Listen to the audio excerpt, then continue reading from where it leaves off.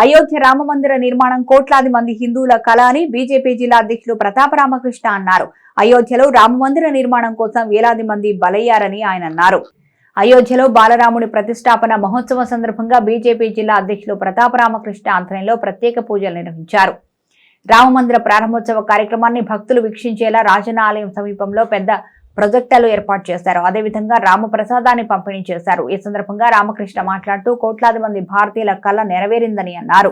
ప్రధాని నరేంద్ర మోదీ నాయకత్వంలోనే ఇది సాధ్యమైందని, రామమందిర నిర్మాణం కోసం ఎంతో మంది బలయ్యారని గుర్తు చేశారు. నేటితో కోట్లాది మంది భారతీయుల కళ నెరవేరిందని, ప్రపంచవ్యాప్తంగా ఉన్న భారతీయులు సంబరాలు చేసుకుంటున్నారని రామకృష్ణ అన్నారు. ఈ కార్యక్రమంలో బీజేపీ నాయకులు, భక్తులు పాల్గొన్నారు.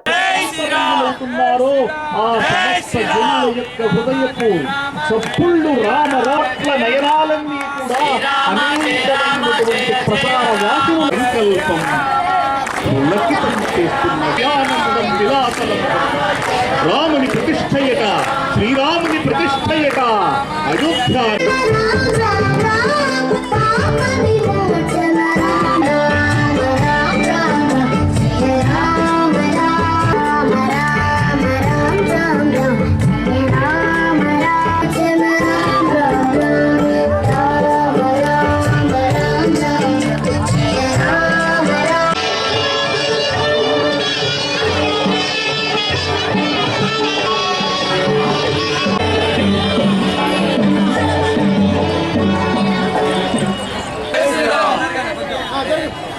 जय श्री राम, जय श्री राम, जय श्री राम, जय श्री राम, जय श्री राम, जय श्री राम, जय श्री राम, जय श्री राम.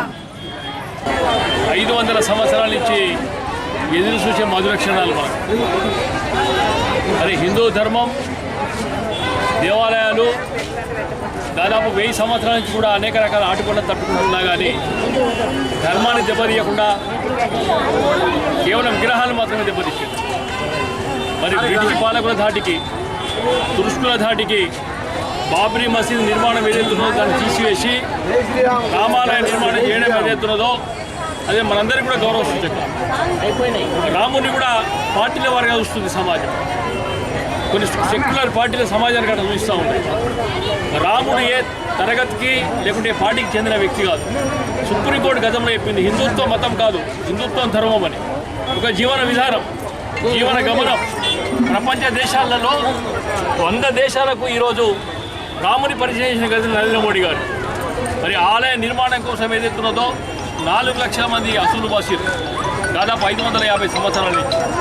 10 సంవత్సరాల కింద మనం 2014లో జై శ్రీరామ్ నినాదం పలకడానికి భయపడ్డాం. కానీ ఈరోజు భారతీయులు, హిందువులు, ప్రపంచ దేశాల్లో అనేక మంది కూడా జై శ్రీరామ్ నినాదం ఏదైతున్నదో చాలా ధైర్యంగా ఇవ్వగలుగుతున్నాం అనేది నా కారణం నరేంద్ర మోడీ గారికి ప్రభుత్వం. అయోధ్య నిర్మాణంలో ప్రత్యేకంగా మన కరీంనగర్ పార్లమెంట్ మనది కూడా ఉంది. బండి సంజయ్ గారు 370 ఆర్టికల్కు వ్యతిరేకంగా, అలాగే హిందుత్వానికి, హిందూ ధర్మానికి మద్దతుగా అయోధ్య నిర్మాణంలో పాలు పంచుకోవడం ఏదైనా మనందరి బాధ్యత కూడా, మనందరూ కూడా పార్టిసిపేషన్ ఉంది కనుక ఈరోజు కోట్లాది మంది హిందువులు దాదాపు 100 దేశాలలో కూడా ఈ లైవ్ చూస్తూ ఉన్నాం. మనం 60 దేశాల ప్రతినిధులు హాజరైన. మరి ఈ హిందూ ధర్మాన్ని, ఈ రాముని ప్రపంచ దేశాలకు పరిచయం చేసిన ఘనత నరేంద్ర మోడీ గారిది. మరి రాబోయే కాలం రామరాజ్యంగా ఉండాలి, ప్రజలందరూ సుఖశాంతులతో ఉండాలని కూడా మేము ఆశిస్తూ ఉన్నాం కనుక మరొక్కరు కూడా ఈ రామకృపకు అందరూ కూడా మనందరం పాత్రలు కూడా కోరుతూ ఉన్నాం. జై శ్రీరామ్, జై శ్రీరామ్.